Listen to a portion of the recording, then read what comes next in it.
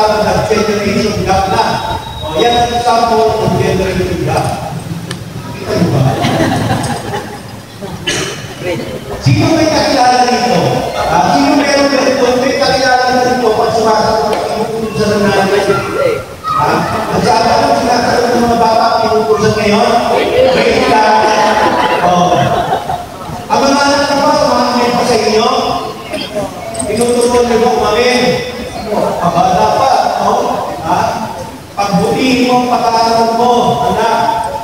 Kaya ka namin, kaya ka namin ibigay ng tatay mo. Ibig sabihin, the father and the mother are healthy. Para i-prepare yung kanyang mga anak makatapos ang magkaroon ng maganda. Parents are important in conveying values to their children. Kaya kung ang anak mo, magandang values, sigurado ang parents, kayo yun. Kaya kung tayo nakikita para yung mga values na tutunan natin, at pwede na natin i-transfer, ituro sa ating mga anak. Pwede naman tayo makasara sila eh. Pwede pa natin sabihin yun. Children will always emulate what they see from their parents, not what they tell. Yung sinasabi ninyo, sabi ng Lord yun, sabi ng pakinggan nyo yung mga pariseyo, do what they tell you to do, but do not do what they do. Ganun din si Lord eh. So action speaks louder than words. Whether we like it or not, we learn by example. Naalala ko yung pare, bumisita mo sa isang mag-asawa. Nag-usap nila yung pare, father, ito. Bayan niya pumasok ang dalawang kapatid na anak. Aba, hindi nakita si father. Pagpasok ng dalawang, matulog na naglumahan ng magkapatid na naaray. Narinig na ni father. Si father na yung nakatirin sa mag-asawa. Kaya nagmula yung dalawang anak. Sabi ko tatay, father, pasensya lang po kayo. Hindi ko lang, saan po ito mag-mula yung tartado yan. Bino mo yun, sa kanya pala. So we learn from our parents. So actions at worth 1,000 words. Diba? If a picture takes 1,000 words, then why can't I think? Diba ganon? Whether we like it or not, our actions are much more important. No? So, we start forming values during our childhood. Our character, our personality are molded through the attitudes and behavior of the people who raise us. Pero isang bata, tinatawag yung parents niya. Yung nanay yung pati, kasama, sabi sa municipal, at saka yung teacher na advisor. Ano po problema ng anak ko? Sabi ng advisor, kasi po yung anak ninyo, inuwa ko yung bante ng kaklase niya.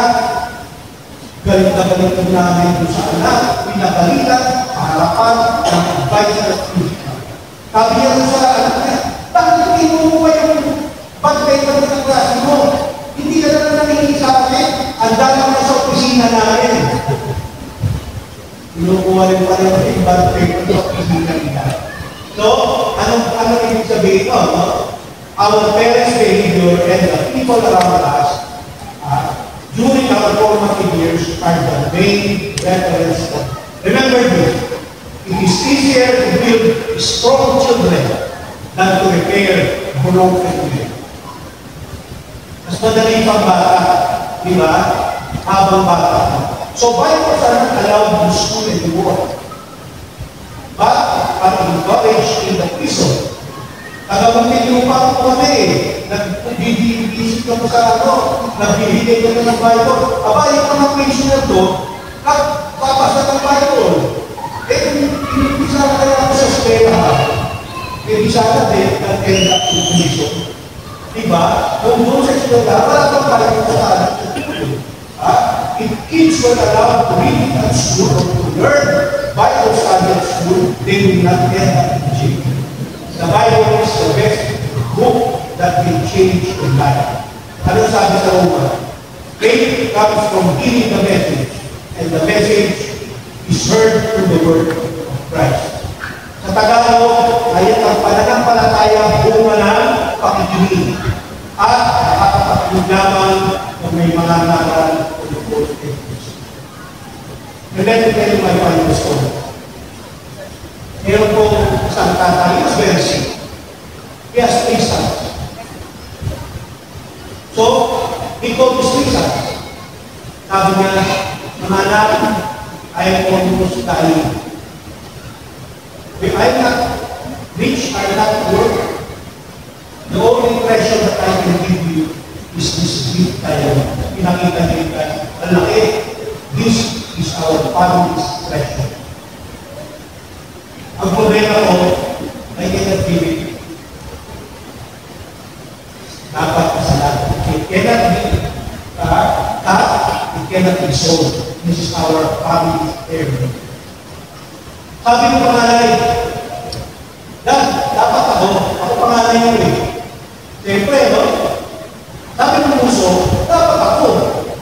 Ako sa puso eh. Sa Chinese, ang magpapayari yung puso na lalaki. Pwede ka babae. Ang babae na kaunti. Sa Chinese. Kaya ako, tataman ako lalaki. So naman ako sa tatay ko, sabi ko sa puso na lalaki, Jim. Jim ang pangalan ng puso ko, Jim. Pag wala na kami, tumbahan ako sa ito. Hindi nakatuloy yung dalawa na ito. Pangalan na ako na ito. Pero kung sinabi ko kay Jim, malungkot pa rin si Jim. Sabi ko, Jim, bakit malungkot ka? Sinabi ko sa iyo na, alam mo sabi ni Jim, Papa, kailan po kayo aalis? Pero kung pinaalis ka namin. So, balik tayo doon. Sabi na yung tatay, ganito na lang, whoever can do the greatest deed, I will give this guy. So, umalis yung tatlo mga kapatid. After 1 day, they came back. And they found their father in his sick bed, almost dying. Sabi na, nauna yung panganay. Sabi, Dad, mauna ako ang panganay. O, sige, ano ginawa mo? My wife and I talked about this. Nag-pray kami and we decided to sold half of our property and we paid that half of the property to the poor. Alam mo God, kung ano yung bigyan natin? The Father said, Son, that was good, but that is not good. Nagreklamo, Dad, hindi ba namin gawin yun? Pinaghirapan natin ng pera. Binigyan yung tatay. Sumunod yung puso. Alam mo sabi ng puso? Dad, 3 days ago, I was going doon sa bridge. Doon sa bridge, meron akong nakita ng tatlong bata nakasakay sa bangka. Alam mo, in the middle of the river, tumaong ang bangka. Yung dalawang bata, marunong tumamoy. And they swam to that. Sisyo, doon sa side ng river. Pero may kayo na siya. Ang liit, di ba kung tumamoy, nakakit siya. Alam mo ba? Kahit hindi ako marunong tumamoy, I jumped and I was able to save the world. The Father said, God, that was good. That is not good now. Ngayon, yung middle son, nagsabi ko niya, alam mo Dad, last week, nung pauwi na ako, doon sa farm namin, ay sumaman, hangin ng hagapit, at doon sa bakit, nakainga siya, lasing siguro, anytime, isang farm niya, he will fall down and may pursue me down.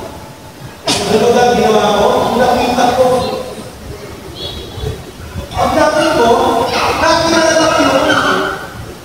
Yun yung taong kaaway ko.